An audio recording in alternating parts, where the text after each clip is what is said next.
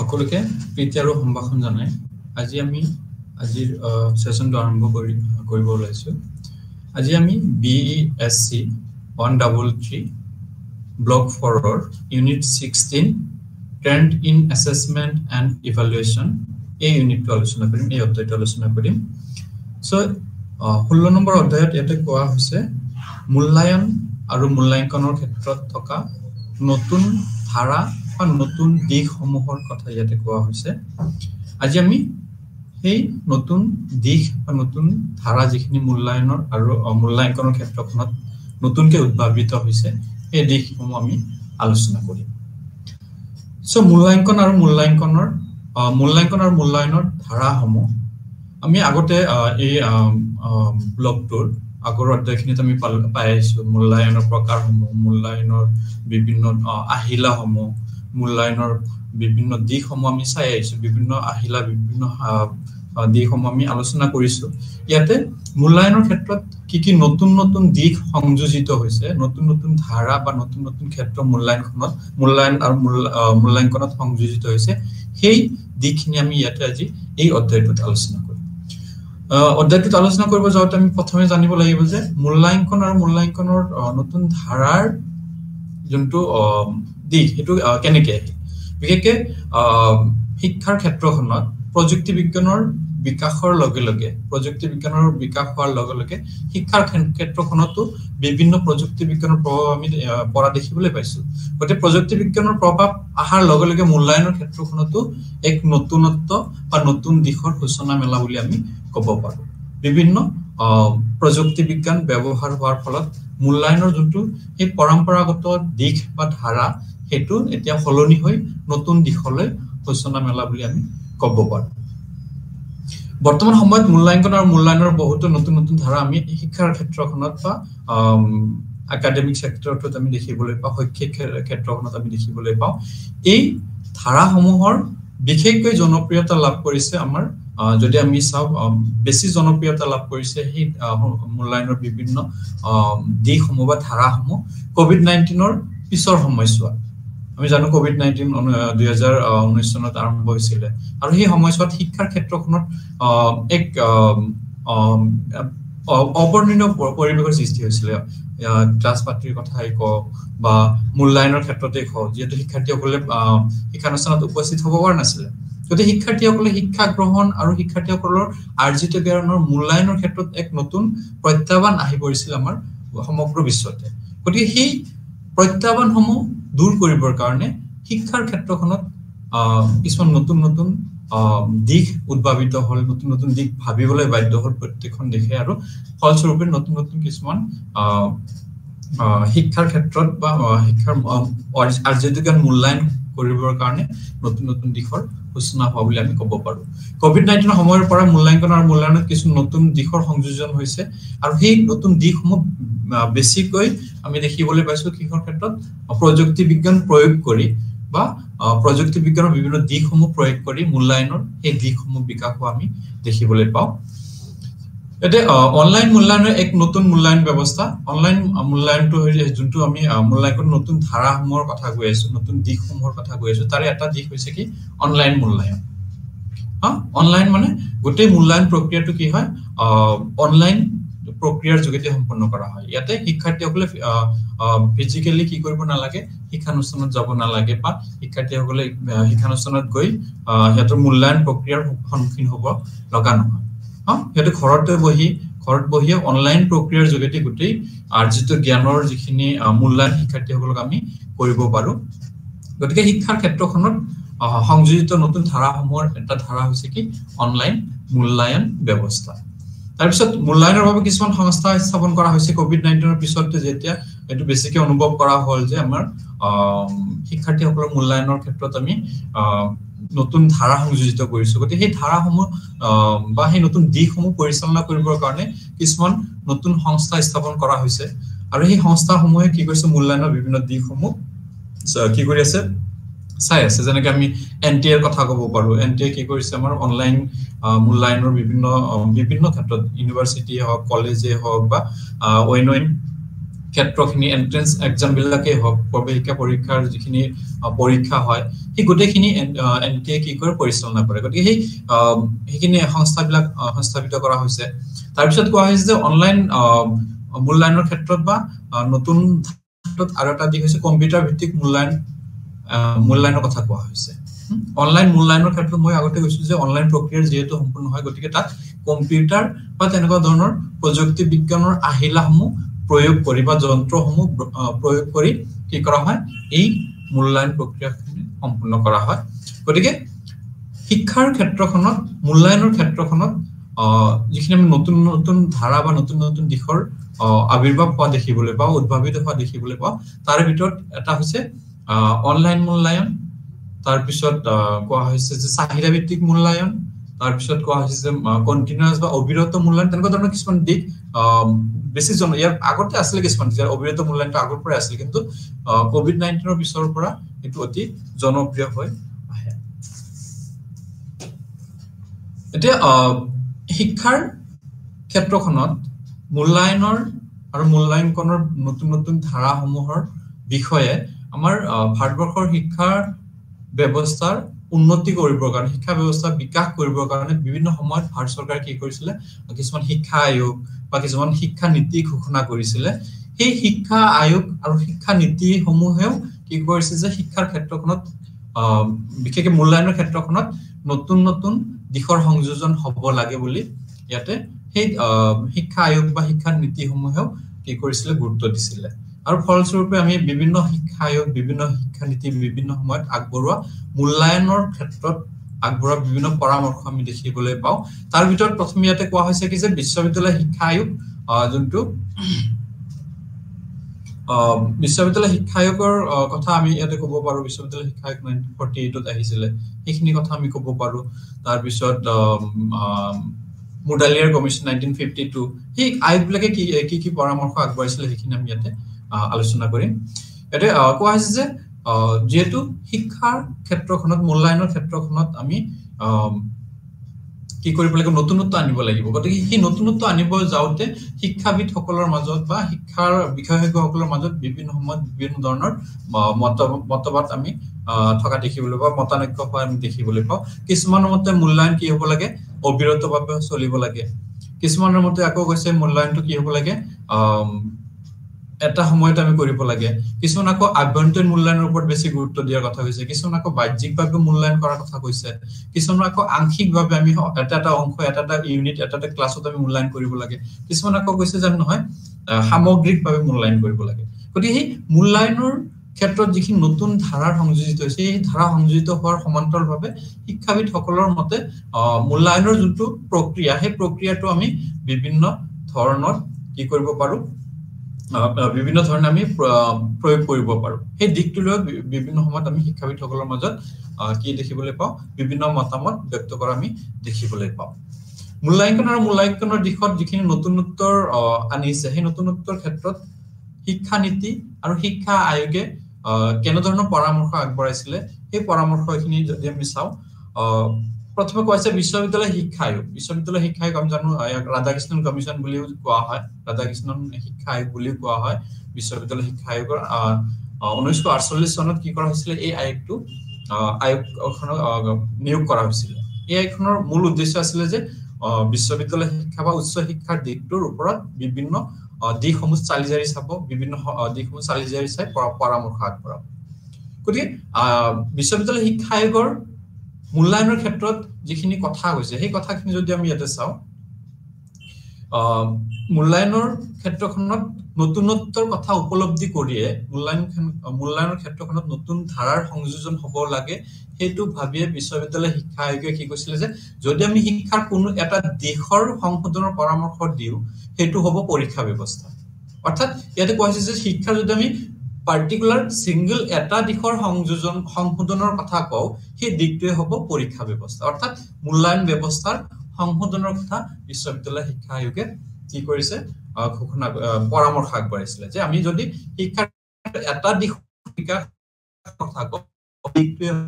পৰীক্ষা সংশোধন কৰা অৰ্থাৎ বিশ্ববিদ্যালয় পৰীক্ষাৰ ব্যৱস্থা বুলি পৰীক্ষা পৰীক্ষাৰ্থীসকল যিখিনি জ্ঞান সেই আৰ্জিত কি কৰিব পৰা নাই সঠিকভাৱে পৰিমাপন কৰিব পৰা নাই সেইটো অনুভৱ কৰিছিলে বিশ্ববিদ্যালয় শিক্ষা আয়োগে গতিকে সেই কথা অনুভৱ কৰিয়ে বিশ্ববিদ্যালয় শিক্ষা আয়োগে কি কৰিছে এই উক্তিটো ব্যক্ত কৰিছিল যে যদি আমি শিক্ষাৰ কোনো এটা দিশৰ সংশোধনৰ কথা পৰামৰ্শ দিবা সংশোধনৰ কথা কও এই দিকটো হ'ব পৰীক্ষা ব্যৱস্থা গতিকে এই পৰীক্ষা ব্যৱস্থাৰ নতুনত্ব আনাৰ ক্ষেত্ৰত বিশ্ববিদ্যালয় শিক্ষা আয়োগৰ যোনটো ধাৰণা এটো অতি তাৎপৰ্যপূৰ্ণ বুলি আমি ক'ব পাৰো অৰ্থাৎ বিশ্ববিদ্যালয় শিক্ষা আয়োগেও শিক্ষা মূল্যায়নৰ ক্ষেত্ৰখনত নতুন ধাৰাৰ সংযোজিত হোৱাটো বিচাৰিছিল বা পৰামৰ্শ আগবঢ়াইছিল গতিকে বিশ্ববিদ্যালয় শিক্ষা আয়োগৰ সেই উক্তিটোৱে আমাক মূল্যায়নৰ ক্ষেত্ৰত নতুনত্বৰ গুৰুত্বৰ কথা আমাক উপলব্ধি কৰাত সহায় কৰে তাৰ পিছত আমি যদি চাও মাধ্যমিক শিক্ষা আয়োগ 1952-53 1952-53 মাধ্যমিক শিক্ষা আয়োগ আহিছিল এই আয়োগক আমি মুডালিয়াৰ আয়োগ বুলিও কও মাধ্যমিক শিক্ষা আয়োগক আমি মুডালিয়াৰ আয়োগ বুলিও কও এই আয়োগে প্ৰধানত কি কৰিছিল মাধ্যমিক শিক্ষাৰ বিভিন্ন দিশসমূহ চালিজাৰি চাবৰ কাৰণে নিয়োগ কৰা হৈছিল এই আয়োগৰ মাধ্যমিক শিক্ষাৰ বিভিন্ন দিশসমূহ চালিজাৰি চাব যাওতে দেখা পাইছিল যে মূল্যায়ন ব্যৱস্থা অৰ্থাৎ পৰীক্ষা ব্যৱস্থা কি নহয় সন্তোষজনক নহয় ত্ৰুটিপূৰ্ণ মূল্যায়ন ব্যৱস্থা বিভিন্ন সমস্যাৰ জৰ্জিত এই আয়োগেও উপলব্ধি কৰিছিল বা লক্ষ্য কৰিছিল যেনেকৈ আমি বিশ্ববিদ্যালয় শিক্ষা আয়োগে লক্ষ্য কৰা বুলি দেখিবলৈ পালো ঠিক তেনেকৈ মাধ্যমিক শিক্ষা আয়োগে কি কৰিলে যে শিক্ষাৰ ক্ষেত্ৰখনত মূল্যায়নৰ ক্ষেত্ৰখনত যিখিনি ব্যৱস্থা আছে যিখিনি ব্যৱস্থাৰ জৰিয়তে আমি মূল্যায়ন কৰো শিক্ষাৰ্থীসকলক আৰ্জিত জ্ঞানৰ পৰিমাপন কৰো সেই ব্যৱস্থাসমূহে কি কৰিব পৰা নাই শিক্ষাৰ্থীসকলক সঠিক ৰূপত পৰিমাপন কৰিব পৰা নাই গতিকে আমি এই মূল্যায়ন প্ৰক্ৰিয়াৰ ক্ষেত্ৰখনত আমি কি কৰাৰ প্ৰয়োজন আছে আমি সংশোধন কৰাৰ প্ৰয়োজন আছে আমি সংস্কাৰ সাধন কৰাৰ প্ৰয়োজন আছে বুলি মাধ্যমিক শিক্ষা আয়োগে অনুভৱ কৰিছিল আৰু সেই অনুভৱৰ আধাৰতে কি কৰিছিল যে কিছুমান পৰামৰ্শ আগবঢ়াইছিল এটা কোৱা হৈছে কি যে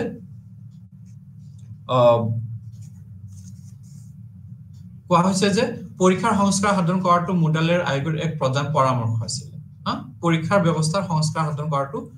মুডালিয়াৰ আয়োগে এটা প্ৰধান পৰামৰ্শ হিচাপে প্ৰদান কৰিছিল যে আমি কি কৰিব লাগিব যদি মাধ্যমিক শিক্ষাৰ বিকাশ কৰিব খুজো মাধ্যমিক শিক্ষা যদি আমি গুণগত মানদণ্ড আনিব খুজো তেতিয়াহলে আমি কি কৰিব লাগিব মাধ্যমিক শিক্ষাৰ ব্যৱস্থাৰ যিখিনি আমাৰ মূল্যায়ন ব্যৱস্থা আছে সেই গোটেইখিনিক আমি সংস্কাৰ সাধন কৰাটো অতি প্ৰয়োজন মূল্যায়ন ব্যৱস্থাত সংস্কাৰ সাধন কৰি শিক্ষাৰ্থীসকলৰ গুণগত মূল্যায়নৰ বা গুণগত বিকাশৰ ওপৰত গুৰুত্ব প্ৰদান কৰাৰ কথা মাধ্যমিক শিক্ষা আয়োগে কৈছিল আয়োগে সমান্তৰালভাৱে আৰু কৈছিল যে বাহ্যিক পৰীক্ষা হ্ৰাস কৰাৰ ওপৰত গুৰুত্ব দিছিল বাহ্যিক পৰীক্ষা যোনটো আমি এক্সটাৰ্নেল এক্সাম বা বাহ্যিকভাৱে এক্সামৰ কথা ক'বলৈ গ'লে আমাৰ বৰ্ড এক্সাম বা তেনেকুৱা ধৰণৰ কিছুমান এক্সাম যিখিনি একদম হেৰি হয় বাহ্যিকভাৱে হয় সেই এক্সামটোৰ কি কথা কৈছিল সেইখিনি ৰিডিউস কৰা বা সেইখিনি হ্ৰাস কৰাৰ কথা কৈছিল যে আমি বাহ্যিক এক্সামৰ ওপৰত অত্যাধিক গুৰুত্ব দিব নালাগে বাহ্যিকভাৱে আমি শিক্ষাৰ্থীসকলৰ আৰ্জিত জ্ঞান পৰিমাপন কৰাৰ যোনটো আমাৰ প্ৰৱণতা হেতুক আমি কমাই দিব লাগে হেতু আমি কমাই কিনে আমি আভ্যন্তৰীণভাৱে শিক্ষাৰ্থীসকলৰ বিভিন্ন উপায়েৰে বা বিভিন্ন প্ৰক্ৰিয়াৰে শিক্ষাৰ্থীসকলৰ আৰ্জিত জ্ঞানৰ আমি মূল্যায়ন কৰিব লাগে বুলি আয়োগে অনুভৱ কৰিছিল আয়োগে আৰু কৈছিল কি যে আমি বস্তুনিষ্ঠ পৰীক্ষাৰ প্ৰয়োগ কৰিব লাগে বস্তুনিষ্ঠ পৰীক্ষা মানে শিক্ষাৰ্থীসকলৰ যিখিনি আৰ্জিত মূল্যায়ন প্ৰক্ৰিয়া সেই মূল্যায়ন প্ৰক্ৰিয়াত যদি পৰীক্ষকৰ ভিন্নতাত বেলেগ কি পায় নম্বৰ পায় উদাহৰণস্বৰূপে যদি মই কওঁ যে 10 নম্বৰী কোৱেশ্চন এটা এজন শিক্ষকে হেতু হে বইটো চেক কৰোতে বা চাওতে যদি 10 ৰ ভিতৰত 5 দিছে বেলেগ এজন শিক্ষক আহি হে একেখন এনসাৰত কি দিব পাৰে 7 বা 8 দিব পাৰে গতিকে সেই বস্তুটো সাবজেক্টিভ ব্যক্তিনিষ্ঠ হৈ গ'ল ব্যক্তিভেদে বেলেগ আমি ফলাফল দেখিবলৈ পাওঁ গতিকে তেনেকুৱা ধৰণৰ প্ৰশ্নসমূহ বা তেনেকুৱা ধৰণৰ অভিক্ষাসমূহ তেনেকুৱা ধৰণৰ পৰীক্ষা ব্যৱস্থা কমাই কিনে কি কৰা কথা হৈছে বস্তুনিষ্ঠ পৰীক্ষা প্ৰয়োগ কৰিবলৈ কৈছে অৰ্থাৎ বস্তুনিষ্ঠ পৰীক্ষা মানে যেতিয়া শিক্ষাৰ্থীসকলে কোনো এক বিষয়ৰ ওপৰত পৰীক্ষা দিব সেই পৰীক্ষা দিয়াৰ পিছত পৰীক্ষক যিমানে বেলেগ নহওক কিয় পৰীক্ষক বেলেগ হলে একে ধৰণৰ হিয়তৰ ৰিজাল্ট আহিব অৰ্থাৎ যেতিয়া 1 নম্বৰী কোৱেশ্চন থাকিব বা বহু বিকল্প প্ৰশ্ন থাকিব বহু বিকল্প প্ৰশ্নত কেৱলমাত্ৰ এটাই কি থাকিব শুদ্ধ উত্তৰ থাকিব বস্তুনিষ্ঠ পৰীক্ষাৰ কি থাকে এটাই শুদ্ধ উত্তৰ থাকে যদি শিক্ষাৰ্থীসকলে সেইখিনি কৰিছে হেতু উত্তৰটো দিছে তেতিয়া নম্বৰ পাব আৰু যদি দিয়া নাই এটো নম্বৰ নাপায় হেতু বস্তুনিষ্ঠ হেতু এক্সামিনাৰ বা পৰীক্ষক যিমানে বেলেগ নহওক কিয় হে একে ধৰণৰ বাৰে বাৰে শিক্ষাৰ্থীজনৰ একে ধৰণৰ ফলাফল আমি দেখিবলৈ সক্ষম হওঁ ইয়াতে শিক্ষকজনৰ বা পৰীক্ষকজনৰ ব্যক্তিগত অভিপ্ৰায় ব্যক্তিগত কি ইয়াতে প্ৰভাৱ নহয় ব্যক্তিগত বিভিন্ন মানসিক দিশসমূহ বস্তুনিষ্ঠ পৰীক্ষাত প্ৰভাৱিত নহয় কিন্তু ব্যক্তিনিষ্ঠ পৰীক্ষাত হেতু আমি প্ৰভাৱিত হোৱা দেখিবলৈ পাওঁ এই কাৰণে মাধ্যমিক শিক্ষা আয়োগে কৈছে যে আমি কি কৰিব লাগে বস্তুনিষ্ঠ পৰীক্ষাৰ প্ৰয়োগ কৰিব যত্ন কৰিব লাগে যে আমি শিক্ষাৰ্থীসকলক যেতে মূল্যায়ন কৰিম মূল্যায়ন কৰাৰ ক্ষেত্ৰত আমি সদায় বস্তুনিষ্ঠ প্ৰশ্নসমূহ আমি শিক্ষাৰ্থীসকলৰ আগত দাঙি ধৰিব লাগে শিক্ষাৰ্থীসকলক দিব লাগে আৰু বস্তুনিষ্ঠ উপায়েৰে আমি কি কৰিব লাগে মূল্যায়ন কৰিব লাগে আৰু এটো কৰিব গলে যদি কৰো তেতিয়াহলে আমি শিক্ষাৰ্থীসকলৰ যোনটো আৰ্জিত জ্ঞানৰ পৰিমাণ হেতুক আমি সদায় নিৰ্ভৰযোগ্যভাৱে কি কৰিবলৈ সক্ষম হম পৰিমাপন কৰিবলৈ সক্ষম হম তাৰ পিছত ইয়াতে আৰু কোৱা হৈছে কি যে ইন্টাৰনেল বা আভ্যন্তৰীণ মূল্যায়নৰ কথা ইয়াতে কোৱা হৈছে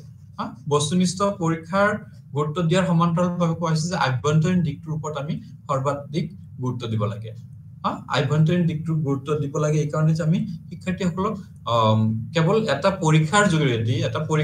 যোগেদি আমি গোটেইখিনি পৰিমাপন কৰিব নোৱাৰো শিক্ষাৰ্থীসকলক গোটেই বছৰটো বিভিন্ন সময়ত আমি অবজাৰ্ভ কৰি নিৰীক্ষণ কৰি বিভিন্ন কাৰ্যসূচীত অংশগ্ৰহণ কৰোৱাই বিভিন্ন ক্ষেত্ৰত হিয়তক অংশগ্ৰহণ কৰোৱাই আমি কি কৰিব পাৰো হিয়তৰ যিখিনি প্ৰতিভা হিয়তৰ যিখিনি পাৰদৰ্শিতা সেইখিনি আমি চিনাক্ত কৰিব পাৰো আৰু সেইখিনি ইন্টাৰনেলি হ'ব লাগে বাহ্যিকভাৱে নহয় গতিকে সেই কথাটোৰ ওপৰত মাধ্যমিক শিক্ষা আয়োগে গুৰুত্ব দিছিলে সমান্তৰালভাৱে ইয়াতে আৰু এটা কথা কোৱা হৈছিল কি যে শিক্ষাৰ্থীসকলৰ মূল্যায়নৰ ক্ষেত্ৰত পঞ্চমাত্ৰা মাপনিৰ প্ৰয়োগ কৰিব লাগে পঞ্চমাত্ৰা মাপনি অৰ্থাৎ 5 পইণ্ট ৰেটিং স্কেলৰ কথা কোৱা হৈছে 5 পইণ্ট ৰেটিং স্কেল ইয়াতে শিক্ষাৰ্থীসকলৰ যিখিনি আৰ্জিত জ্ঞান বা আৰ্জিত জ্ঞানৰ পৰিমাণ সেইখিনি আমি নম্বৰৰ জৰিয়তে পৰিমাপন কৰা হলনি ইয়াতে কি হৰ কথা হৈছে পাঁচটা মাত্ৰা থকাৰ কথা পাঁচটা মাত্ৰাৰ জৰিয়তে আমি পৰিমাপন কৰিব লাগিব এই পাঁচটা মাত্ৰা ইয়াতে এনেকুৱা হ'ব পাৰে অতি ভাল ভাল তাৰ পিছত অতি ভাল তাৰ পিছত আটাইতকৈ ভাল অতি ভাল ভাল বেয়া আটাইতকৈ বেয়া তেনেকুৱা হ'ব পাৰে বা এনেকুৱা হ'ব পাৰে পাস ফেইল এটা হিলে ফেইল পাস তাৰ পিছত এটা ৰেঞ্জ ধৰি দিয়া থাকিব যেনেকৈ আমাৰ পাস কৰা কেইটাক আমি আমাৰ ট্ৰেডিশনাল মূল্যায়ন সিস্টেমত আমি কি কৰো পাস কৰা third division second division third division তেনেকৈ আমি চিনাক্তকৰণ কৰো ইয়াতে সেই কথাটো কোৱা হৈছে যে আমি শিক্ষাৰ্থীসকলৰ মূল্যায়নৰ ক্ষেত্ৰত সেই 5 ৰেটিংৰ যোনটো বা 5 পইণ্টৰ যোনটো ৰেটিং স্কেল হেতু আমি হেতুৰ জৰিয়তে হেতৰ আৰ্জিত জ্ঞানৰ মাত্ৰাখিনিক আমি কি কৰিব লাগে প্ৰকাশ কৰিব লাগে বুলি মাধ্যমিক শিক্ষা আয়োগে কৈছিল গতিকে এটা অতি গুৰুত্বপূৰ্ণ কথা যে আমি হিয়াটো ফেইল হোৱাখিনি ৰি এক্সামৰ কথা ইয়াতে কোৱা হৈছিল হেৰি স্টুডেন্ট খিনি ৰি এক্সামৰ কথা কোৱা হৈছিল যে কিছুমান ৰি এক্সামৰ প্ৰভিজন ইয়াতে থাকিব লাগে তাৰ পিছত কোৱা হৈছে যে 1964 চনৰ শিক্ষা আয়োগ যাক আমি কোঠাৰী আয়োগ বুলি জানো কোঠাৰী আয়োগে কি কৰিছিলে আমাৰ ইয়াৰ আগৰ দুটা আমি যোনটো শিক্ষা আয়োগ পালো মাধ্যমিক শিক্ষা আয়োগ আৰু বিশ্ববিদ্যালয় শিক্ষা আয়োগ এই দুটা আয়োগে কি কৰিছিল বেলেগ বেলেগ দিকটোকে বিবেচনা কৰিছিল বিশ্ববিদ্যালয় শিক্ষা আয়োগ উচ্চ শিক্ষা চাইছিল মাধ্যমিক শিক্ষা আয়োগ মাধ্যমিক শিক্ষা চাইছিল গতিকে ভাৰত চৰকাৰ অনুভৱ কৰিছিল যে শিক্ষাৰ গোটেইখিনি দিক সামৰি এটা আয়োগ গঠনৰ প্ৰয়োজন অনুভৱ কৰিছিল আৰু সেই উদ্দেশ্যে 1964 চনত ডিএছ কোঠাৰীৰ অধ্যক্ষতাত এখন শিক্ষা আয়োগ গঠন কৰি দিয়া হয় এই কাৰণে এই আয়োগখনক কোঠাৰী আয়োগ বুলিও কোৱা হয় 1964 চনৰ শিক্ষা আয়োগখনক 1964 চনৰ শিক্ষা আয়োগে কৈছিল যে শিক্ষাৰ্থীৰ প্ৰমাণ পত্ৰত কেৱল পাস ফেইল নিলিখি সম্পূৰ্ণ পাৰদৰ্শিতাৰ উল্লেখ কৰিব লাগে আমাৰ প্ৰমাণ পত্ৰত কি থাকে সাৰ্টিফিকেট কি থাকে যে শিক্ষাৰ্থীজন পাস হ'ল হেতু আমি বা পাস কৰিছে বা ফেইল কৰিছে হেতু আমাৰ প্ৰমাণ পত্ৰত থাকে কোঠাৰী আয়োগে কৈছে যে নহয় কেৱল পাস ফেইল লিখিলেই নহব আমি মূল্যায়নৰ ক্ষেত্ৰত কি কৰিব লাগে শিক্ষাৰ্থীৰ কিমান ভাল কিমান বেয়া সেই কথাখিনি আমি হেতৰ পাৰদৰ্শিতাৰ ওপৰত ভিত্তি কৰি আমি কি কৰিব লাগে প্ৰমাণ পত্ৰত সেইখিনি লিখি দিব লাগে যে এই শিক্ষাৰ্থীজন ইমান ভাল এই শিক্ষাৰ্থীজন ইমান বেয়া এই কথাখিনি আমি প্ৰমাণপত্ৰত কি কৰিব লাগে উল্লেখ কৰিব লাগে সেই কথাটো কোঠাৰী আয়োগে কৈছিল যে আমি কেৱল শিক্ষাৰ্থীসকলৰ আৰ্জিত জ্ঞান মূল্যায়ন কৰাৰ ক্ষেত্ৰত আমি কেৱল পাছ ফেইলৰে হিয়তো কি কৰিব নালাগে চিনাক্ত কৰিব নালাগে কিমান ভাল পাস কৰিছে যদি কিমান হেতু পাৰদৰ্শিতা কিমান উন্নত কিমান ভাল হেখিনি মেনশন কৰিব লাগে যদি ফেল কৰিছে কিমান বেয়াকে ফেল কৰিছে সেই কথাখিনি ইয়াতে মেনশন কৰাৰ কথা কোঠাৰী আয়োগে কৈছিল বা উল্লেখ কৰাৰ কথা কৈছিল কোঠাৰী আয়োগে আৰু ইয়াতে কৈছিল যে কোঠাৰী আয়োগে আৰু কৈছিল যে শিক্ষাৰ যোনটো গাঁথনিৰ কথা কৈছিল কোঠাৰী আয়োগে 10+2+3 এই গাঁথনিটোৰ প্ৰত্যেক স্তৰৰ কাৰণে মূল্যায়নৰ ব্যৱস্থা বেলেগ বেলেগ থাকিব স্কুল লেভেলৰ মূল্যায়ন বেলেগ হ'ব উচ্চ শিক্ষাৰ মূল্যায়ন বেলেগ হ'ব এই কথাটো লেভেল হিচাপত বা স্তৰ হিচাপত কি কৰিব মূল্যায়ন প্ৰক্ৰিয়াটো বেলেগ বেলেগ ৰূপত আমি গুৰুত্ব দিব লাগিব অৰ্থাৎ স্কুল লেভেলত যদি আমি বেছিকে কিহৰ ওপৰত গুৰুত্ব দিছো যে আমি হেতৰ মূল্যায়নখিনিক আমি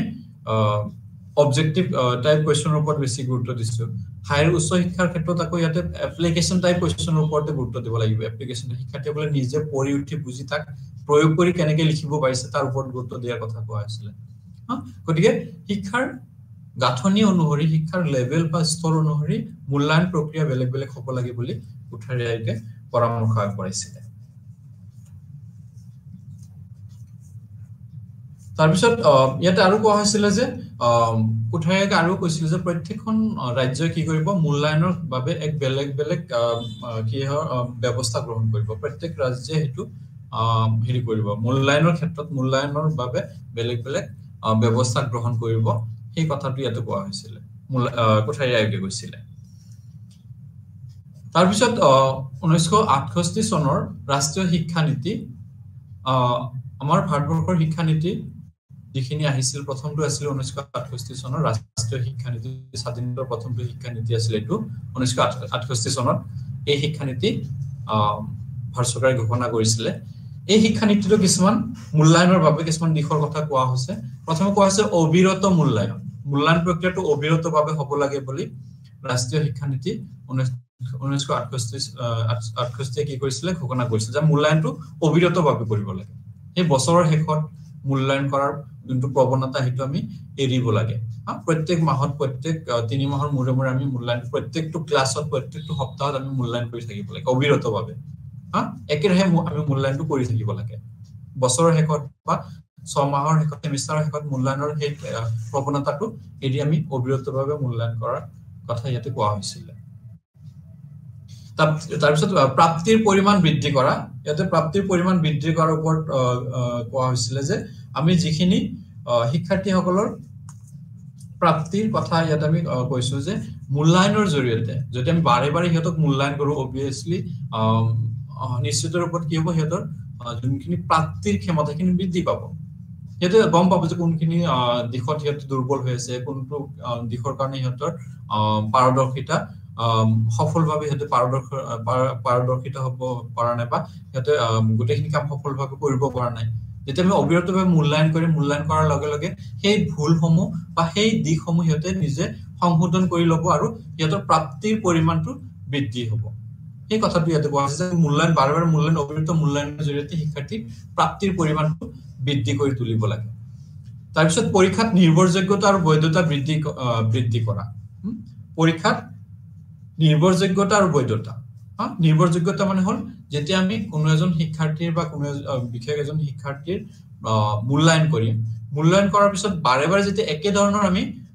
ফলাফল পাবলৈ সক্ষম হেতু হ'ব নিৰ্ভৰযোগ্য মানে বাৰে বাৰে একে ধৰণৰ ফলাফল লাভ কৰিলে আমি তাক নিৰ্ভৰযোগ্য বুলি কওঁ গতিকে হেতু পৰীক্ষাত এই নিৰ্ভৰযোগ্যতাটো থাকিব লাগিব আজি এক্সাম দিছে কোনো এটা বিষয়ত এক্সাম দিছে আজি কি পাইছে এই সাপোজ 100 ভিতৰত 80 পাইছে কালি আকৌ এক্সাম দিয়াৰ পিছত সেই একেখন কোৱেশ্চন পেপাৰত একে ধৰণৰ হেৰিতে যদি আকৌ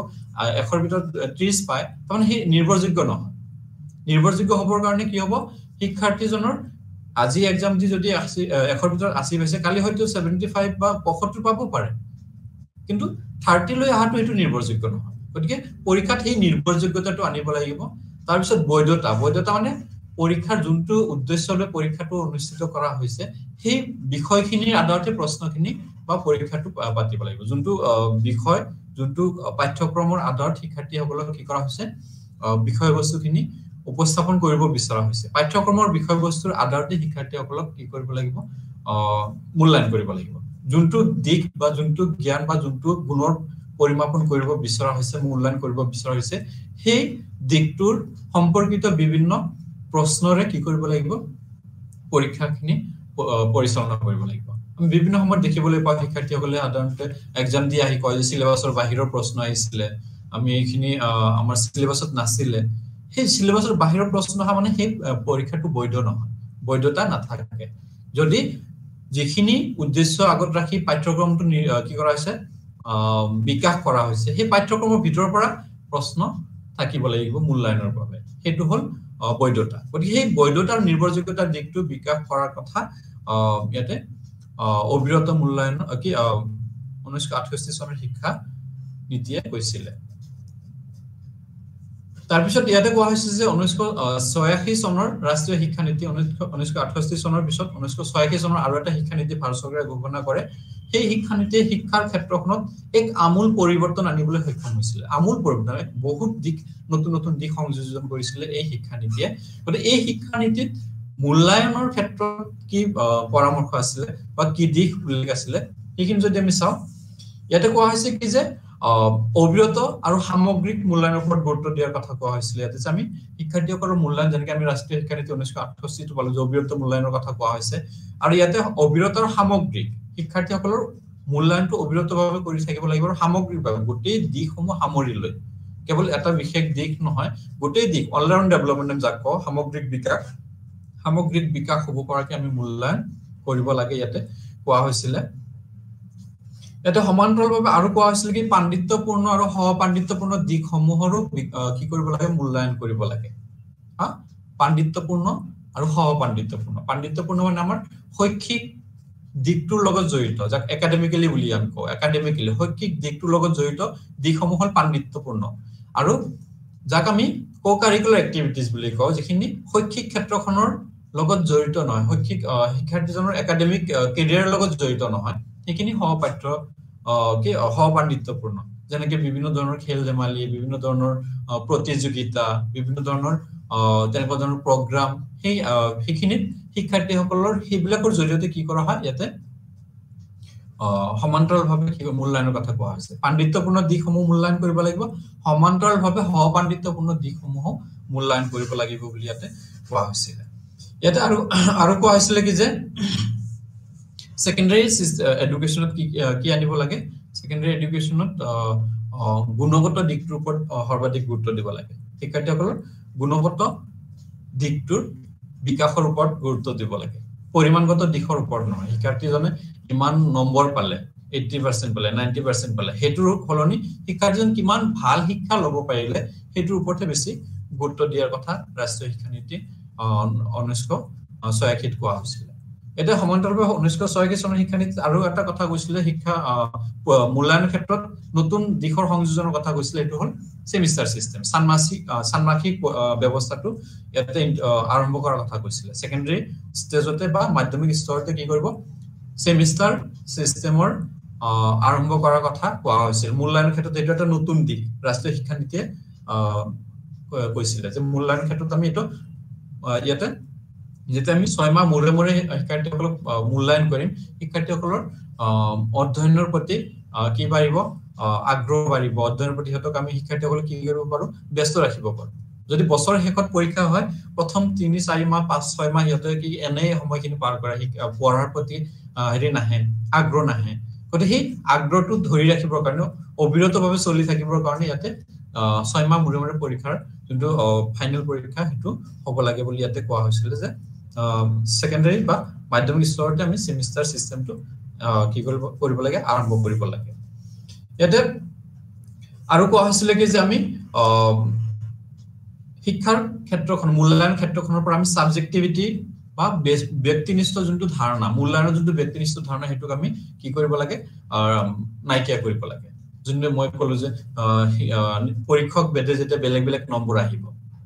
10 নম্বৰী কোৱেশ্চন 20 নম্বৰী কোৱেশ্চন বা 5 নম্বৰী কোৱেশ্চন এবিলাক কি সাবজেক্টিভ কোৱেশ্চন হয় সাবজেক্টিভ মূল্যায়ন হেবিলাক যদি দিয়া হয় সাবজেক্টিভ মূল্যায়ন হ'ব তো তেনেকুৱা ধৰণৰ বস্তু কি কৰিব লাগে তেনেকুৱা ধৰণৰ প্ৰশ্নসমূহ মূল্যায়নৰ ব্যৱস্থাৰ পৰা গুচাই দিব লাগে সমান্তৰালভাৱে আৰু কোৱা হৈছিল কি যে আমি কেৱল মুখস্থ কৰি শিক্ষাৰ্থীসকলক মুখস্থ কৰি মূল্যায়ন কৰাৰ প্ৰতি আমি হেতক কি কৰিব নালাগে গুৰুত্ব দিব নালাগে শিক্ষাৰ্থী মুখস্থ কৰিছে এক্সামত লিখিছে আমি মূল্যায়ন কৰিছো তেনেকুৱা নহয় সেই প্ৰক্ৰিয়াটোক আমি কি কৰিব লাগে গুচাব লাগে শিক্ষাৰ্থীসকলে বুজি উঠি তাৰ পিছতহে এক্সামত লিখিব মূল্যায়ন কৰাৰ ক্ষেত্ৰত সেই দিকটোৰ ওপৰত গুৰুত্ব দিব লাগে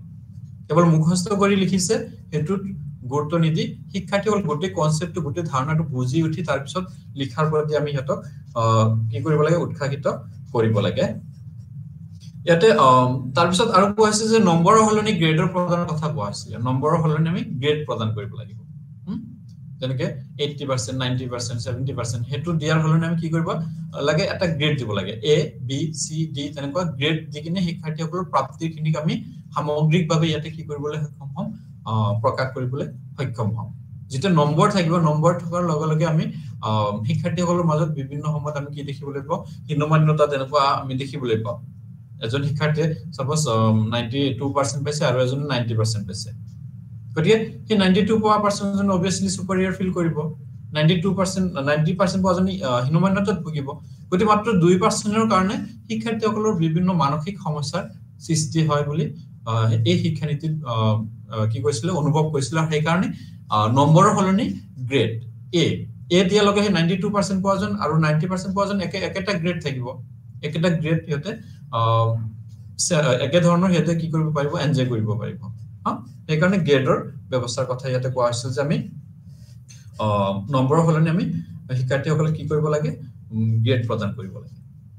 তাৰ পিছত আকৌ কোৱা হৈছে কি যে আমি এক্সটাৰ্নাল এক্সামিনেশন খিনিক আমি ৰিডিউস কৰিব লাগে কমাব লাগে এক্সটাৰ্নাল যিখিনি এক্সাম যিখিনি বাহ্যিকভাৱে হয় এক্সাম বছৰৰ শেষত এক্সাম হয় সেমিস্টাৰ শেষত এক্সাম হয় বহিখিনি বাহিৰৰ কৰবাত চেকিং কৰিব কাৰণে পঠিয়াই দিয়া হয় হেতু হল বাহ্যিক গতি হেতুক আমি ইয়াতে কি কৰিব লাগে সেই মূল্যায়ন ব্যৱস্থাটোক আমি কমাই দিব লাগে আমি ইন্টাৰনেলি বা এডভান্টেজ ভাবে গোটেইখিনি মূল্যায়ন কৰিব লাগে গতিকে এইকেইটা দিশৰ কথা ঠিক তেনেকে আৰু ইয়াতে আৰু কোৱা হৈছিল কি যে মূল্যায়নৰ ব্যৱস্থাটো পৰিচালনা কৰিবৰ কাৰণে বা চাবৰ কাৰণে NERF প্ৰস্তুত কৰাৰ কথা কোৱা হৈছিল যে national examination reform framework national examination reform framework গঠন কৰাৰ কথা প্ৰস্তুত কৰাৰ কথা কোৱা হৈছিল যে নেশন ওয়াইজ গোটেই ভাৰতবৰ্ষত কাৰ্যকৰী হ'ব পৰাকে এখন কি কৰিব লাগে কমিটি বা এখন তেনেকুৱা ধৰণৰ ফ্ৰেমৱৰ্ক প্ৰস্তুত কৰিব লাগে যি কি হবে এক্সামটো ৰিফৰ্ম কৰি থাকিব এক্সামিনেশন সিস্টেমটো ৰিফৰ্মেশন আনিব সংশোধন কৰি থাকিব আজি এটো ব্যৱস্থা এটো মূল্যায়ন ব্যৱস্থা কি নহয় কাৰ্যকৰী নহয় গতি তাক সংশোধন কৰি নতুন ৰূপত আকৌ নতুন মূল্যায়ন ব্যৱস্থা আনিব পৰাকে তেনেকুৱা ধৰণৰ এটা সংস্থা গঠন কৰাৰ কথা কৈছে এটা ফ্ৰেমৱৰ্ক প্ৰস্তুত কৰাৰ কথা কোৱা হৈছে যে গোটেই ভাৰতবৰ্ষৰ শিক্ষা ক্ষেত্ৰখনত মূল্যায়ন ব্যৱস্থাক সংশোধন কৰিব পৰাকে এখন ফ্ৰেমৱৰ্ক প্ৰস্তুত কৰি তুলিব ঠিক তেনেকে প্ৰগ্ৰাম অফ একচন আহিছে 1992 প্ৰগ্ৰাম অফ একচনৰ বহুত কেইটা নতুন নতুন দিশৰ সংযোজন কৰিছিল প্ৰগ্ৰাম অফ একচনে কি কৈছিল যে short term and long term মেজাৰমেন্টৰ কথা কৈছিল শৰ্ট টাৰ্ম একদম কম সময়ৰ মূৰে মূৰে কি কৰিব লাগে মূল্যায়ন কৰিব লাগে ঠিক তেনেকে আৰু কোৱা হৈছে কি যে বিভিন্ন ধৰণৰ তেনেকুৱা ধৰণৰ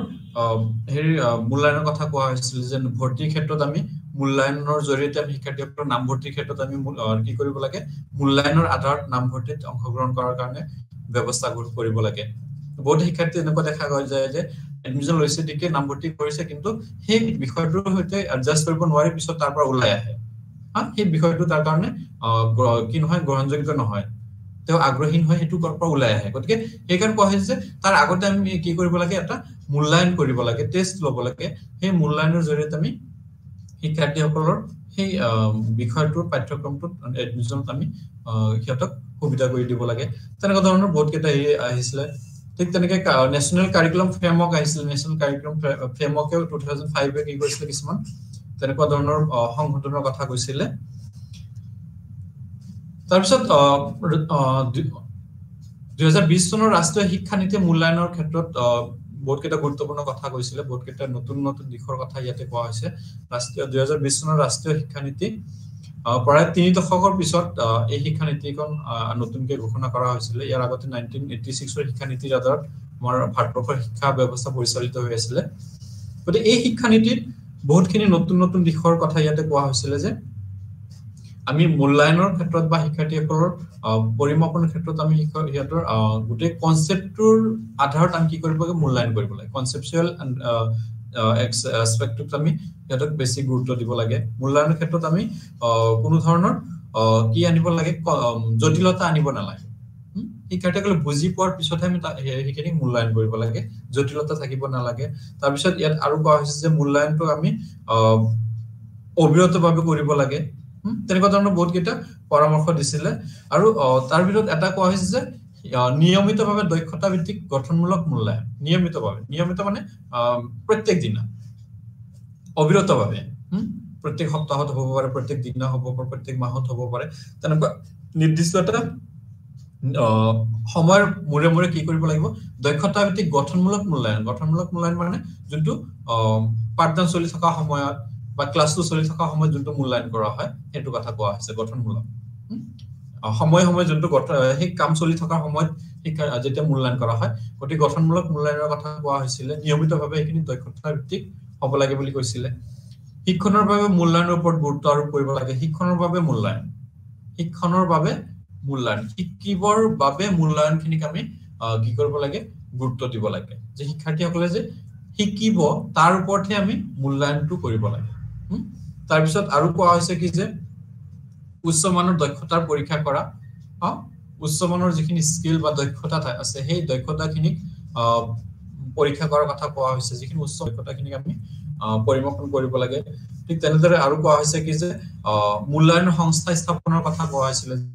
সংস্থা স্থাপন কৰিব লাগে মূল্যায়ন প্ৰক্ৰিয়াটো পৰিচালনা কৰিবৰ কাৰণে বিভিন্ন সংস্থা স্থাপন কৰিব লাগে যেনেকৈ এনটিএ আছে বা তেনেকুৱা ধৰণৰ বিভিন্ন সংস্থা কি কৰে মূল্যায়ন প্ৰক্ৰিয়াটো চোৱাচিতা কৰে তেনেকুৱা ধৰণৰ সংস্থা স্থাপনৰ কথা কোৱা হৈছিল তাৰ পিছত ইয়াতে হলিষ্টিক বা সাৰ্বজনীন মূল্যায়ন প্ৰক্ৰিয়াৰ কথা ইয়াতে কোৱা হৈছিল তাৰ পিছত মূল্যায়ন ক্ষেত্ৰখনত আৰু কোৱা হৈছিল কি যে সেলফ এসেসমেন্ট আত্মমূল্যায়নৰ কথা কোৱা হৈছিল যে মূল্যায়নটো শিক্ষাৰ্থীসকলে নিজে কৰিব ইয়াতে শিক্ষক বা বাহ্যিক কোনো ধৰণৰ সংস্থাৰ ওপৰত গুৰুত্ব নিদি শিক্ষাৰ্থীসকলে নিজে কি কৰিব মূল্যায়ন কৰিব মই এইখিনি শিকিলো এইখিনি মোৰ শিকিবলৈ আছে এইখিনি মোৰ শিকিব লাগিব যেতে মই নিজে মূল্যায়ন কৰিম এটো হ'ব আত্মমূল্যায়ন গতিকে ইয়াতে শিক্ষাৰ্থীসকলৰ আত্মমূল্যায়নৰ ওপৰত গুৰুত্ব দিয়াৰ কথা কোৱা হৈছিল যে শিক্ষাৰ্থীসকলে যাতে নিজে মূল্যায়ন কৰিব পাৰে নিজৰ সবলতা নিজৰ দুৰ্বলতা শিক্ষাৰ্থীসকলে নিজে চিনাক্ত কৰিব পাৰে তাৰ ওপৰত গুৰুত্ব দিয়াৰ কথা কোৱা হৈছিল ইয়াত আৰু এটা কথা কোৱা হৈছিল কি যে পিয়াৰ এসেসমেন্টৰ কথা কোৱা হৈছিল সমনীয়া সকলে কি কৰি মূল্যায়ন কৰিব মোৰ বন্ধুবৰ্গ কি কৰিব মোক মূল্যায়ন কৰিব মোৰ যদি কোনো এটা দুৰ্বল দিক আছে সেইখিনি কি কৰিব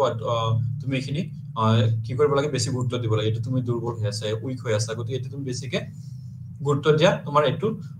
কি কৰিব লাগিব শক্তিশালী কৰিব লাগিব গতিকে লগৰ বা সমনীয়া সকলে মোক কি কৰিব পাৰে মূল্যায়ন কৰিব পাৰে সেই দিকটোৰ ওপৰতো গুৰুত্ব দিয়াৰ কথা 2020 চনৰ শিক্ষা নীতিয়ে কি কৰিছে গুৰুত্ব দিছে যে আত্মমূল্যায়নৰ সমান্তৰালভাৱে শিক্ষাৰ্থীসকলৰ বন্ধুবৰ্গৰ পৰা সমনীয়া সকলৰ পৰা কি কৰিব পাৰি আমি মূল্যায়ন প্ৰক্ৰিয়া সম্পূৰ্ণ কৰিব পাৰি তাৰ পিছত ইয়াতে আৰু কোৱা হৈছে কি যে আমি শিক্ষাৰ্থীসকলৰ মূল্যায়নৰ ক্ষেত্ৰত আমি কি কৰিব লাগিব হেতৰ গোটেই প্ৰক্ৰিয়াটোক আমি সম্পূৰ্ণ স্বাধীনতা প্ৰদান কৰিব লাগিব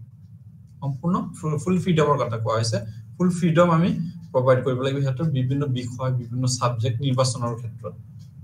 ক্ষেত্ৰত হেতে যোনটো বিষয় ভাল পায় সেই বিষয়টোকে আমি কি কৰিব লাগে হেতক নিৰ্বাচিত কৰাত স্বাধীনতা দিব লাগে আমি কম্পালসৰি বা বাধ্যতামূলকভাৱে কোনো ধৰণৰ বিষয় শিক্ষাৰ্থীসকলক জাপি দিব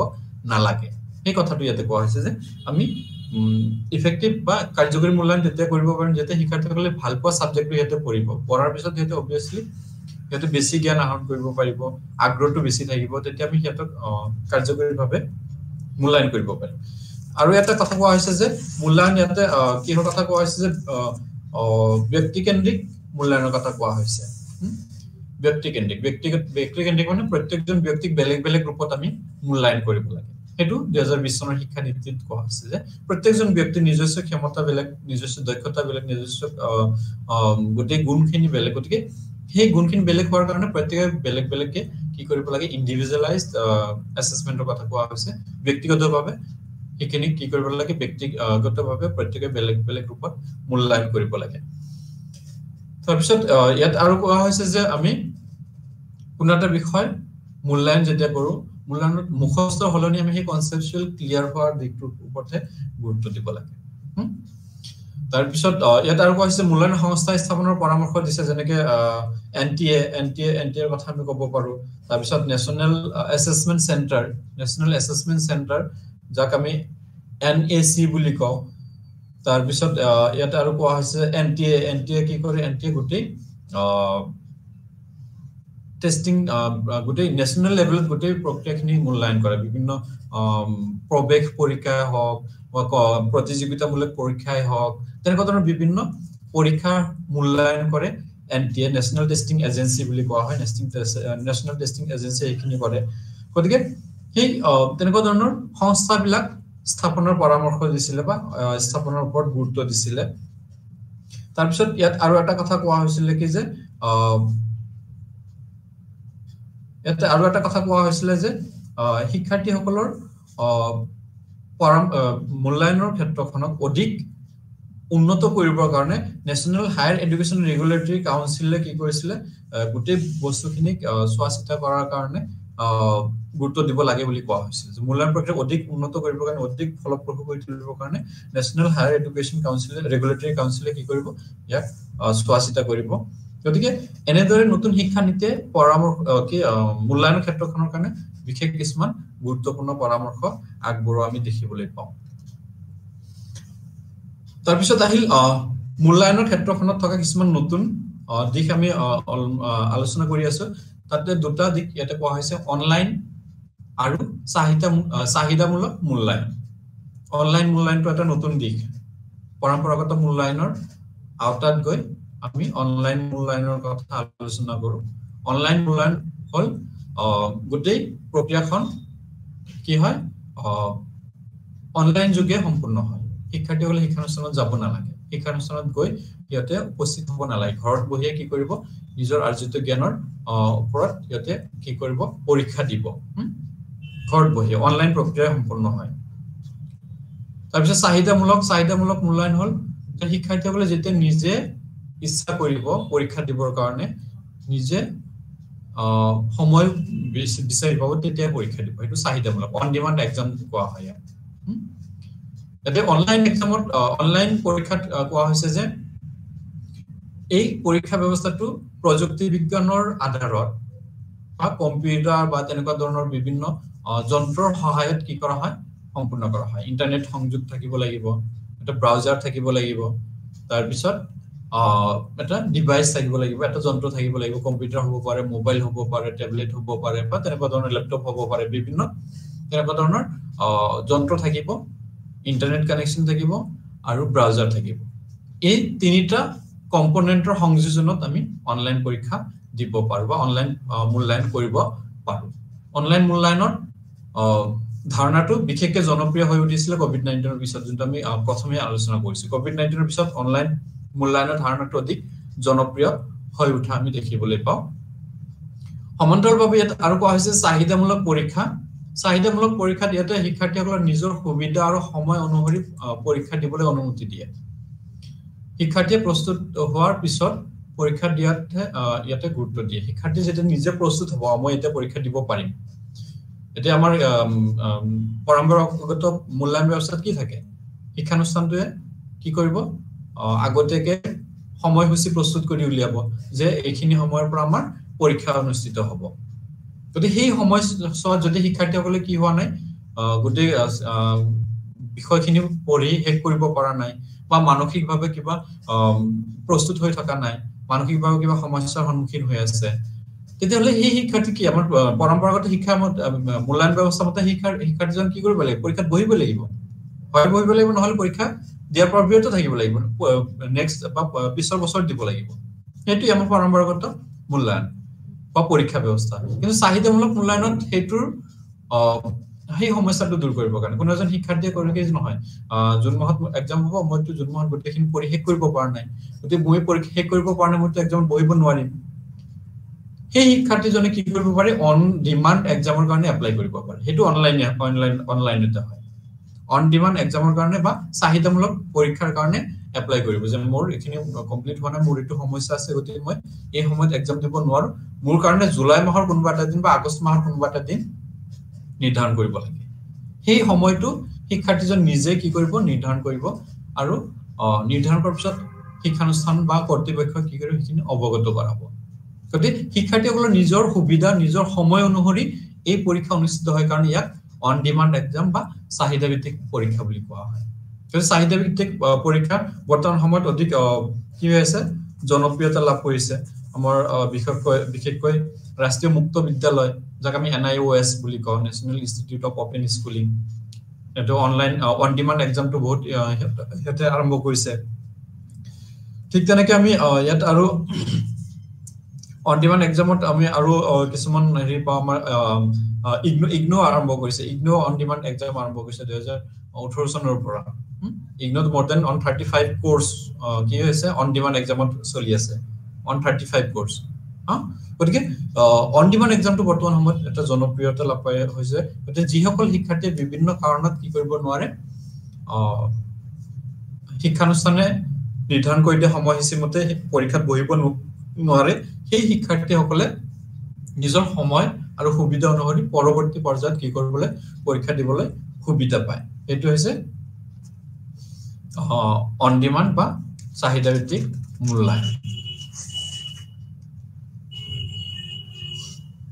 এতিয়া চাহিদা ভিত্তিক পৰীক্ষাৰ উদ্ভাৱনীমূলক কিছুমান দিশ আছে কিছুমান ব্যৱস্থা আছে চাহিদা ভিত্তিক মূল্যায়নৰ উদ্ভাৱনীমূলক দিশসমূহ ইয়াতে পোৱাৰ আগতে আমি যেটো অনলাইন এক্সামৰ কথা কৈ আছিলো অনলাইন এক্সামৰ কথা ক'বলৈ যাওঁতে ইয়াৰ আমাৰ মনত কিছুমান হেৰি জনাটো অতি প্ৰয়োজন আমাৰ ইগনোই কি কৰিছিল সৰি 2011 চনৰ পৰা 18 নহয় 2011 চনৰ পৰা কি কৰিছিল অন ডিমান্ড এক্সামৰ ব্যৱস্থা পৰিচালনা হৈছিল আমাৰ ইগনোৰ বহুত কিটা বিপিপি বা বেচেলৰ প্ৰিপাৰেটৰি প্ৰগ্ৰাম যাক কোৱা হয় স্নাতক প্ৰস্তুতকাৰী কাৰ্যসূচী বিভিন্ন ইলেক্টিভ সাবজেক্ট সেইখিনি গোটেইখিনি মিলি 135 কোৰ্স আমাৰ ইগনোৰ অন ডিমান্ড এক্সামত চলি আছে গতিকে more than 135 এটা আৰু বহুত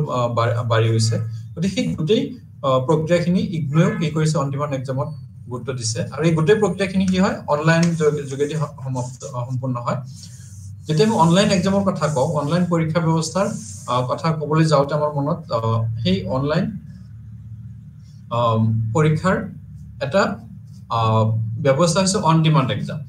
গতিকে সেই অন ডিমান্ড এক্সামৰ যিখিনি ইয়াৰ সুবিধা সেই সুবিধাখিনি আমি জনাটো অতি প্ৰয়োজন ইয়াৰ কি সুবিধা আছে অন ডিমান্ড এক্সামৰ সুবিধাসমূহ কি প্ৰথমে কোৱা হৈছে যে অন ডিমান্ড বা চাহিদা ভিত্তিক মূল্যায়ন হৈছে কি শিক্ষাৰ্থী কেন্দ্ৰিক শিক্ষাৰ্থী মই আগতে ক'লো যে শিক্ষাৰ্থীসকল নিজৰ আগ্ৰহ অভিৰুচি নিজৰ সময় হিচাপত ইয়াতে কি কৰিব এই পৰীক্ষাত বহিব তাৰ পিছত ইয়াতে আৰু কোৱা হৈছে যে এই শিক্ষা ব্যৱস্থাত কি থাকে শিক্ষাৰ্থীসকলৰ নিজৰ প্ৰস্তুতিৰ সুবিধা অসুবিধাৰ ওপৰত নিৰ্ভৰ কৰে মই কিবা কাৰণত প্ৰস্তুত হৈ থকা নাই তেতিয়া মই এক্সাম নিদিও যেতিয়া মই নিজৰ মানসিকভাৱে প্ৰস্তুত হৈ উঠিম তেতিয়া এক্সাম দিম সেইটো এটা ভাল দিক আৰু তাৰ পিছত ইয়াতে আৰু কোৱা হৈছে কি যে ইয়াতে শিক্ষাৰ্থীসকলৰ কিহৰ ওপৰত গুৰুত্ব দিয়া হয় ইয়াতৰ গোটেই প্ৰক্ৰিয়াটোত শিক্ষাৰ্থীসকলৰ নিজৰ দিক নিজৰ ভাল লগা নিজৰ বেয়া লগা দিকটোৰ ওপৰত ইয়াতে গুৰুত্ব দিয়া হয় ইয়াতে শিক্ষাৰ্থীসকলৰ মনত থকা হতাশা দূৰ কৰিব পাৰে অন ডিমান্ড এক্সামে যেনেকৈ পৰম্পৰাগত এক্সামে যদি মই আগষ্টত এক্সাম দিবলৈ মোৰ কি জুনত এক্সাম দিবৰ কাৰণে মই কি নহয় পঢ়া হোৱা নাই মোৰ কিবা বেমাৰ হৈছে মই হতাশাত ভুগিম গতিকে সেই দিকটো ইয়াতে দূৰ কৰিবলৈ সক্ষম হৈছে অন ডিমান্ড এক্সাম বা চাহিদা ভিত্তিক পৰীক্ষায় তাৰপিছত ইয়াতে আৰু কোৱা হৈছে কি যে ইয়াতে শিক্ষাৰ্থীসকলে আৰু কি কৰিব পাৰে বিভিন্ন সময়ত সিহঁতে যি এক্সাম দিব সেইখিনি ঘৰত গৈ অনলাইন প্ৰক্ৰিয়াৰ জৰিয়তে যেহেতু হ'ব গতিকে বিভিন্ন ঠাইৰ পৰা সিহঁতে কি কৰিব পাৰে এই পৰীক্ষা দিব পাৰে ইয়াৰ আৰু এটা ভাল দিক হ'ল এটো কোৱেশ্চন পেপাৰটো কি থাকে প্ৰত্যেকৰ কাৰণে বেলেগ বেলেগ কোৱেশ্চন পেপাৰ ইয়াতে থাকে এটো এটা ভাল তাৰমানে ইয়াত আমি ইয়াৰ বৈধতাৰ ক্ষেত্ৰত বা ইয়াৰ কনসিস্টেন্সি নিৰ্ভৰযোগ্যতাৰ ক্ষেত্ৰত ইয়াৰ গুণগত মানদণ্ডৰ ক্ষেত্ৰত আমি এটা উন্নত দিক বুলি আমি ক'ব পাৰো গতিকে বিভিন্ন সময়ত আমি কি দেখিবলৈ পাওঁ যে শিক্ষাৰ ক্ষেত্ৰখনত ভিত্তিক মূল্যায়নে শিক্ষাৰ্থীসকলৰ বিভিন্ন গুণগত দিকটোকো কি কৰিবলৈ সক্ষম হৈছে বিকাশ কৰিবলৈ সক্ষম হৈছে গতিকে এই গোটেই সুবিধাখিনি আমি চাহিদা ভিত্তিক মূল্যায়নৰ বা পৰীক্ষাত দেখিবলৈ পাওঁ এতিয়া চাহিদামূলক শিক্ষাৰ উদ্ভাৱনীমূলক দিকসমূহ চাহিদামূলক শিক্ষাৰ উদ্ভাৱনীমূলক যিখিনি দিক আছে সেই দিকসমূহ ইয়াতে কোৱা হৈছে অনলাইন পৰীক্ষা ব্যৱস্থা এই পৰীক্ষা ব্যৱস্থাটো উদ্ভাৱনীমূলক হয় অনলাইন নতুন শিক্ষা পৰীক্ষা ব্যৱস্থা অনলাইন যোগেদি হয় কম্পিউটাৰ আৰু আইসিটি ভিত্তিক পৰীক্ষা ইয়াতে নতুন এটা দিক সংযোজন হৈছে কম্পিউটাৰৰ জৰিয়তে কি কৰা হয় এই পৰীক্ষা ব্যৱস্থাটো পৰিচালনা কৰা হয় আইসিটি বিভিন্ন ইনফৰমেশন টেকনলজিৰ দিকসমূহ ইয়াতে সামৰি লোৱা হৈছে তাৰ পিছত ইয়াতে কোৱা হৈছে যে নমনীয় ব্যৱস্থা এই শিক্ষা ব্যৱস্থাটো নমনীয় ৰিজিড ইয়াতে কোনো জটিল দিক নাথাকে গোটেই প্ৰক্ৰিয়াটো নমনীয়ভাৱে চলি থাকে নিৰাপদ আৰু স্বচ্ছ প্ৰক্ৰিয়া এই পৰীক্ষা ব্যৱস্থাটো নিৰাপদ আৰু স্বচ্ছ এই কাৰণে কোৱা হৈছে যে ইয়াত কি নাথাকে এনে আমাৰ ট্ৰেডিশনাল এক্সামত পৰীক্ষা ব্যৱস্থাত আমি যোনটো দেখিবলৈ পাওঁ যে কোৱেশ্চন পেপাৰ ফাদিল হোৱা বা তেনেকুৱা ধৰণৰ বিভিন্ন নিৰাপদজনিত হেৰি থাকে ইস্যু থাকে সেই ইস্যুখিনি এই পৰীক্ষাত নাথাকে এক্সামৰ আগমুহূৰ্তত ষ্টুডেন্টজনক কি কৰিব কোৱেশ্চনটো দিয়া হ'ব তাতে কোনো চেনেলে কি কৰিব নোৱাৰে ইয়াতে সমাব নোৱাৰে জাস্ট অথৰিটিৰ পৰা বা সেই এজেন্সিৰ পৰা ডাইৰেক্ট এক্সামৰ সময়ত কোৱেশ্চন পেপাৰটো দিয়া হ'ব গতি একদম নিৰাপদ তাত কোনো ধৰণৰ সিকিউৰিটি ইস্যু নাহে স্বচ্ছ প্ৰক্ৰিয়া মানে কোৱেশ্চনটো সেইখিনি সময়তে শিক্ষাৰ্থীজন পাব তাত কোনো ধৰণৰ লুক ডাক নাথাকে একদম ওপেন হেৰি হৈ থাকিব তাৰ পিছত সাধাৰণ আৰু কম খৰচী এটা একদম কম খৰচত আমি শিক্ষা লাভ কৰিব পাৰো এটা এটা উদ্ভাৱনীমূলক দিক ব্যক্তিগত প্ৰশ্ন কাকত যোনটো মই অলপ আগতে ক'লো প্ৰত্যেকৰ কাৰণে বেলেগ বেলেগ প্ৰশ্ন কাকত ইয়াতে থাকে যে এটা সময়ত যেহেতু মই নিজৰ সুবিধা হিচাপত মই পৰীক্ষা দিম গতিকে মোৰ কাৰণে বেলেগ কোৱেশ্চন ডেভেলপ কৰিব বেলেগৰ কাৰণে আকৌ বেলেগ কোৱেশ্চন হ'ব পাৰে গতিকে ব্যক্তিগত কোৱেশ্চন পেপাৰ ইয়াতে থাকে গতিকে হেতুৱে গুণগত দিকটো ইয়াতে অধিক উন্নত ফালে লৈ যোৱা বুলি আমি ক'ব পাৰো শিক্ষাৰ্থীৰ দ্বাৰা সময় নিৰ্ধাৰণ শিক্ষাৰ্থী নিজে সময় নিৰ্ধাৰণ কৰিব ইয়াতে শিক্ষাৰ্থীৰ আগ্ৰহ অভিৰুচি শিক্ষাৰ্থীৰ মানসিক প্ৰস্তুতিৰ ওপৰত গুৰুত্ব দিয়া হয় আৰু সেই উদ্দেশ্যে শিক্ষাৰ্থী নিজে নিজৰ এই পৰীক্ষাৰ সময় নিৰ্ধাৰণ কৰি ল'ব পাৰে চাহিদা ভিত্তিক পৰীক্ষাৰ কাৰণে সময় নিৰ্ধাৰণ কৰিব পাৰে পৰীক্ষাৰ দিন আৰু পৰীক্ষাৰ সময়তহে প্ৰশ্ন কাকত উপলব্ধ পৰীক্ষাৰ দিন আৰু পৰীক্ষাৰ সময়তহে প্ৰশ্ন কাকত উপলব্ধ হ'ব পৰীক্ষাৰ দিনা প্ৰশ্ন যিখিনি সময়ত পৰীক্ষা দিব সাপোজ মোৰ 10টা বজাত পৰীক্ষা আছে 10টা বজাতহে প্ৰশ্ন কাকতটো আহিব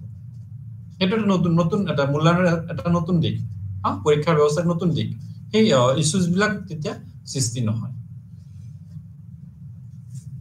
গতিকে এইখিনি হ'ল চাহিদা ভিত্তিক মূল্যায়নৰ কিছুমান উদ্ভাৱনীমূলক দিক তাৰ পিছত কোৱা হৈছে যে অনলাইন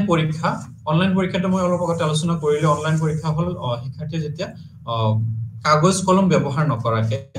বিভিন্ন প্ৰযুক্তি বিজ্ঞানৰ আবিষ্কাৰসমূহ বা উদ্ভাৱনী যন্ত্ৰসমূহ ব্যৱহাৰ কৰে কাগজ কলমৰ সলনি যেতিয়া শিক্ষাৰ্থীসকল ঘৰত বহি কি কৰে কম্পিউটাৰ মোবাইল ফোন টেবলেট বা মোবাইল এপছ ইন্টাৰনেটস আদি বিভিন্ন দিকসমূহ যেতিয়া প্ৰযুক্তি বিজ্ঞানৰ দিকসমূহ ব্যৱহাৰ কৰি যেতিয়া পৰীক্ষা দিয়ে বা যোনটো পৰীক্ষা ব্যৱস্থা পৰিচালিত হয় তাক আমি অনলাইন পৰীক্ষা বুলি কওঁ এতে ঘৰত বহি শিক্ষাৰ্থীসকলে কি কৰিব পাৰে বা পাৰ্টিকুলাৰ এটা তেনেকুৱা স্পেচ থাকে ঠাই থাকে সেই ঠাইত গৈ কি কৰিব ইয়াত পৰীক্ষা দিব গতিকে পাৰ্টিকুলাৰ এটা স্থান ধৰি দিয়া থাকে যদি ঘৰত ফেচিলিটি নাই প্ৰপাৰ ফেচিলিটি নাই এটা স্থান ধৰি থাকে সেই ফেচিলিটি থকা সুবিধা থকা এটা স্থান ধৰি দিয়া হয় সেই ঠাইত যাব সেই ঠাইত গৈ শিক্ষাৰ্থীসকলে কি কৰিব পৰীক্ষা দিব তাত শিক্ষাৰ্থীসকলে কাগজ কলমে লিখিব নালাগে গোটেই প্ৰক্ৰিয়াখিনি কি হ'ব অনলাইন প্ৰক্ৰিয়া হ'ব গতি শিক্ষাৰ্থীসকলে জাস্ট টেকনলজিক্যাল ইনোভেশন খিনি বা প্ৰযুক্তি বিজ্ঞানৰ বিভিন্ন আৱিষ্কাৰসমূহ যন্ত্ৰসমূহ প্ৰয়োগ কৰি এই পৰীক্ষাত বহিব পাৰে বা এই পৰীক্ষা দিব পাৰে এই পৰীক্ষাৰ কিছুমান সুবিধা আৰু কিছুমান অসুবিধা কিছুমান সুবিধা আমি যদি চাওঁ এটা কৈছে সাধাৰণ প্ৰশ্ন কাকত সাধাৰণ প্ৰশ্ন কাকত মানে এই পৰীক্ষাৰ যিখিনি প্ৰশ্ন কাকত থাকিব সাধাৰণ সাপোজ এটা বজাৰ পৰা কোনো এটা এক্সাম অনলাইন হ'ব এনটিএ কি কৰিব কন্ডাক্ট কৰিব সাপোজ মই যদি কও কিহৰ এক্সাম নিটৰ এক্সাম এনডব্লিউটি নিটৰ এক্সাম পৰিচালনা কৰিব গতে সেই একে সময়তে একে ধৰণৰ প্ৰশ্ন কাকত গোটেই ভাৰতবৰ্ষৰ ষ্টুডেন্টক দিব পাৰি সাধাৰণ প্ৰশ্ন কাকত গোটেই ভাৰতবৰ্ষত একেটা প্ৰশ্ন কাকত আমি সেই একে সময়ত যেটো এক্সাম দিব গতে হেতু দিব পাৰি সাধাৰণ প্ৰশ্ন কাকত পৰীক্ষা গঠনত নমনীয়তা গোটেই যোন পৰীক্ষাৰ ষ্ট্ৰাকচাৰ গোটেই যোনটো প্ৰক্ৰিয়া গোটেই পৰীক্ষাৰ যোনটো পৰীক্ষাৰ অ্যাৰেঞ্জমেন্ট যোনটো আমি পৰীক্ষাৰ ব্যৱস্থাটো হেতু নমনীয়তা এটা জটিলতা নাথাকে জটিলতা ইমান নাথাকে নমনীয় পৰীক্ষা ব্যৱস্থা গোটেই প্ৰক্ৰিয়াটো নমনীয়ভাৱে ইয়াতে সম্পূৰ্ণ কৰিব পৰা যায় তাৰ পিছত কৈছে নিৰাপদ প্ৰশ্ন কাকত যোনটো আমি হেৰিটো পালো চাইদামূলক হেৰিটো পালো নিৰাপদ প্ৰশ্ন কাকত ইয়াতে থাকে যাতে প্ৰশ্ন কাকত ফাদিল হোৱাৰ কোনো চান্স নাথাকে ফাদিল হোৱা বা প্ৰশ্ন কাকত বেলেগে হেৰি হোৱাৰ কোনো চান্স নাথাকে কম সময়ত ফলাফল ঘোষণা অনলাইন এক্সামৰ এটা এটো এডভান্টেজ কম সময়তে ফলাফল ঘোষণা কৰিব যেহেতু গোটেইখিনি ৰেকৰ্ড গোটেইখিনি লিপিবদ্ধ হয় এটা এপছ বা পাৰ্টিকুলাৰ সফটওয়্যাৰত গতিকে তাত লিপিবদ্ধ হোৱাৰ লগে লগে আমি সেই বস্তুখিনি অতি কম সময়ত কি কৰিব পাৰো মূল্যায়ন কৰিব পাৰো অতি কম সময়ৰ ভিতৰত আমি তাক মূল্যায়ন কৰি উলিয়াব পাৰো যেনেকৈ আমাৰ কি অনলাইন যিখিনি এক্সাম হয় এনটিএ যিখিনি এক্সাম কন্ডাক্ট কৰে এটা জাস্ট ক্লিক কৰিলে কিমান ষ্টুডেন্ট কিমানজন শুদ্ধকৈ আনসাৰ দিছে কিমানজন ভুলকৈ দিছে লগে লগে ওলাই যায় কিন্তু এইখিনি ম্যানুয়ালি যদি আমি ট্ৰেডিশনাল এক্সামত কৰিব যাও এটা এজন ষ্টুডেন্টৰ এইখিনি মূল্যায়ন কৰিলে হয়তো 1 ঘন্টা বা 2 ঘন্টা বা 10-20 মিনিট যাব পাৰে কিন্তু এইখিনি কম্পিউটাৰত জাস্ট এটা ক্লিক কৰিলে গোটেইখিনি আহি যায় গতিকে অতি কম সময়ৰ ভিতৰত আমি ফলাফলটো ঘোষণা কৰিব পাৰো অগণন পৰীক্ষা কেন্দ্ৰ এটা পৰীক্ষা কেন্দ্ৰ কোনো নিৰ্ধাৰিত হেৰি নাথাকে অগণন হ'ব পাৰে যত ফেসিলিটি আছে যত কি আছে সুবিধা আছে তাতেই পৰীক্ষা কেন্দ্ৰ দিব পৰা যায় তাৰ পিছত যাতায়াত আৰু পৰিবহনৰ খৰচ নাই এই পৰীক্ষাৰ ব্যৱস্থাত যাতায়াত আৰু পৰিবহনৰ ইমান খৰচ নাথাকে সাপোজ মই দিল্লী ইউনিভাৰ্সিটি কিবা এটা কোৰ্স কৰি আছো সাপোজ উদাহৰণ হিচাপে কিবা এটা কোৰ্স কৰি আছো গতি মই এক্সাম ট্ৰেডিশনাল এক্সামৰ পৰীক্ষা ব্যৱস্থাত কি মই দিল্লী ইউনিভাৰ্সিটি যাব লাগিব তাতে কেম্পাছত যাব লাগিব তাত গৈ মই পৰীক্ষাত বহিব লাগিব কিন্তু ইয়াতে কি কোৱা হৈছে যে সেই খৰচটো ইয়াতে নাই ইয়াতে মই যত আছো তাৰ ওচৰৰ কোনবাটা সেন্টাৰ কি কৰিছে সেই এজেন্সিটোৱে নিৰ্ধাৰণ কৰি দিছে মই তাতে গৈ বহিলো এক্সাম দিলো সেই যোনটো যাতায়াত আৰু পৰিবহন খৰচ হেতু ক্যান্ডিডেট জনৰো নাই প্লাস সেই এজেন্সিটো বা ইনষ্টিটিউশনটোৰো নাই ইনষ্টিটিউশনটোৱে কি নকৰে যে প্ৰশ্ন কাকত আনিবৰ কাৰণে খৰচ আকৌ হেখিনি হে যিখিনি পৰীক্ষাৰ বহি বা পৰীক্ষাৰ যিখিনি উত্তৰ বহি হেখিনি আকৌ জমা দিয়া কৰবাত পঠিয়াই দিয়া সেই পৰিবহন খৰচটো ইয়াতে নাই দূৰৰ পৰা নিৰীক্ষণ কৰিব পাৰি ইয়াতে গোটেইখিনি কি কৰিব পৰা যায় দূৰৰ পৰা অবজাৰ্ভ কৰি থাকিব পৰা যায় মনিটৰিং কৰিব থাকিব পৰা যায় কনসাৰ্ন অথৰিটি বা বিশেষ কৰ্তৃপক্ষই দূৰৰ পৰা কি কৰিব পাৰে ইয়াক নিৰীক্ষণ কৰি থাকিব পাৰে নিৰীক্ষণ কৰি থাকি ইয়াৰ গোটেই প্ৰক্ৰিয়াখিনি কি কৰিব পাৰে নিজৰ অবজাৰভেশনত ৰাখিব নিজৰ নিৰীক্ষণত ৰাখিব পাৰে ক'ত কি হৈ আছে ইয়াতে তাতে গোটেই প্ৰক্ৰিয়াখিনি ইয়াতে এই পাৰ্টিকুলাৰ এটা ঠাইত বহিয়ে কি কৰিব পাৰে হিনি নিৰ্ধাৰণ কৰিব পাৰে গতিকে দূৰৰ পৰা আমি এই পৰীক্ষা ব্যৱস্থাটো কি কৰিব পাৰো নিৰীক্ষণ কৰিব পাৰো কৰবাত কিবা এটা প্ৰবলেম হৈছে সেই প্ৰবলেমটো কি কৰিবলৈ সক্ষম হয় ইয়াতে তাৰ পৰা ডিটেক্ট কৰিব বা চিনাক্ত কৰিবলৈ সক্ষম হয় গতিকে শিক্ষাৰ্থীসকলে কি কৰি আছে সেইখিনি গোটেইখিনি তাৰ পৰা নিৰীক্ষণ কৰাৰ ব্যৱস্থা আছে গতিকে আমি অনলাইন আৰু চাহিদাভিত্তিক মূল্যায়নৰ দিশসমূহ বৰ্তমান সময়ত শিক্ষাৰ ক্ষেত্ৰখনত নতুন দিক বুলি আমি ক'ব পাৰো নতুন ধাৰা বুলি ক'ব পাৰো নিউ ট্ৰেন্ড বুলি ক'ব পাৰো এই দুটা দিশে শিক্ষাৰ্থীসকলৰ মূল্যায়নৰ ক্ষেত্ৰত আৰ্জিত জ্ঞানৰ মূল্যায়নৰ ক্ষেত্ৰত বিশেষভাৱে কি কৰিবলৈ সক্ষম হৈছে জনপ্ৰিয়তা লাভ কৰিবলৈ সক্ষম হৈছে শিক্ষাৰ্থীসকলে এই দুটা ব্যৱস্থাৰ সুবিধা সৰ্বাত্মকভাৱে লবলৈ সক্ষম হৈছে আৰু হে লাহে লাহে এই চাহিদাভিত্তিক মূল্যায়ন আৰু অনলাইন চাহিদাভিত্তিক পৰীক্ষা আৰু অনলাইন পৰীক্ষাৰ জনপ্ৰিয়তা দিনক দিনে বাঢ়ি যাবলৈ ধৰিছে আৰু বিভিন্ন অৰ্গানাইজেচন বিভিন্ন শিক্ষানুষ্ঠানৰ লাহে লাহে এই দিশসমূহৰ নতুন নতুন দিশসমূহ নিজৰ মূল্যায়ন প্ৰক্ৰিয়াত সংযোজন কৰিবলৈ আৰম্ভ কৰিছে এটা অনলাইন এক্সামৰ কথা যদি মই অনলাইন এক্সামৰ দিকটো এটা গোটেই ভাৰতবৰ্ষৰ বহুত কেইটা ইউনিভাৰ্চিটিতে হেখিনি কৰে এটোৰ এন্ট্ৰেন্স এক্সামৰ কথা যদি মই কওঁ এডমিশনৰ ভৰ্তি পৰীক্ষাৰ যোনটো এন্ট্ৰেন্স হয় সিহঁতে কি কৰে এই অনলাইন এন্ট্ৰেন্স খিনি এটা এজেন্সি যেনেকৈ এনটিএ কি দিয়ে যে আমাৰ ষ্টুডেন্ট খিনি এডমিশনৰ কাৰণে কি কৰিব লাগে এক্সাম কণ্ডাক্ট কৰিব লাগে গতিকে সিহঁতৰ অৰ্কলোডটো কমি গ'ল গতিকে তেনেকে লাহে লাহে বহুত ইউনিভাৰ্চিটি কি কৰিবলৈ